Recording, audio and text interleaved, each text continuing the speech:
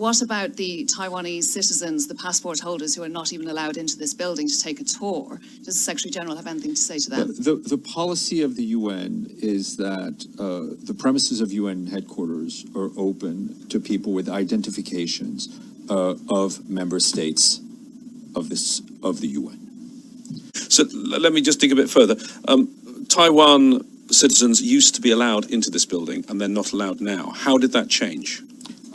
I don't know when that happened. What I can tell you is that, as far as I know, is that to come into this building, you need to show a government-issued ID from a member state of the United Nations. And what's the authority for that? Was that a GA resolution, I don't know. Or is it just a decision of the Secretary General? Let me if you could try and find out, because also Kosovo passports, there are Kosovo passport holders, including senior Kosovo officials who brief the Security Council. They're not members of the United Nations. How are they allowed? But they've come also on the fact that it is an issue that's before the Security Council. But these, I mean, it seems to me all of these people are citizens of the world, and I wouldn't have thought that the Secretary General is someone who wants to practice discrimination. And I don't think this policy. I think this policy has been in place for quite some number of years.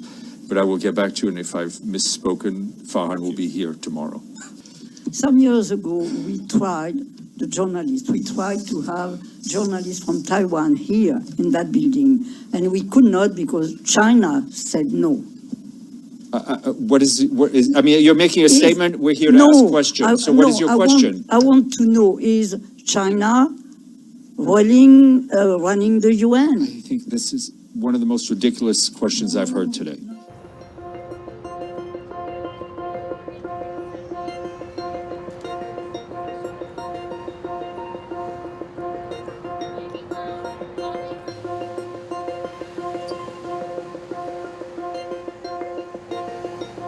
I think it's indisputable that it is pressure from China.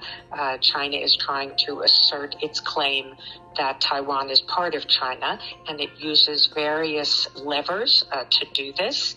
But one way is to isolate Taiwan's government and prevent the Taiwanese officials from participating in UN agency meetings.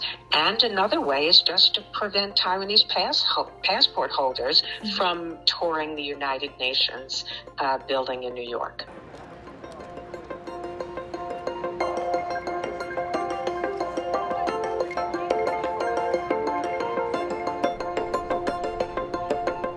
Resolution 2758 gave the China seat in the UN to the People's Republic of China, and that Taiwan is not a member of the United Nations.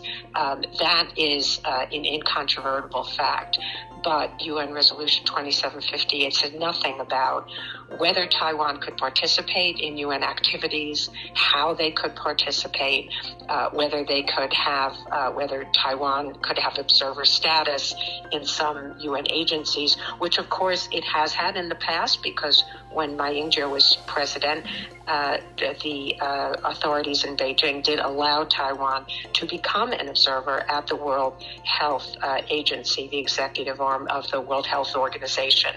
So China itself is rather inconsistent in what it says, and the UN, I think, has become part of the problem because its policies suggest that all the member states of the United Nations have a position that Taiwan is part of the People's Republic of China, but that is certainly not the case.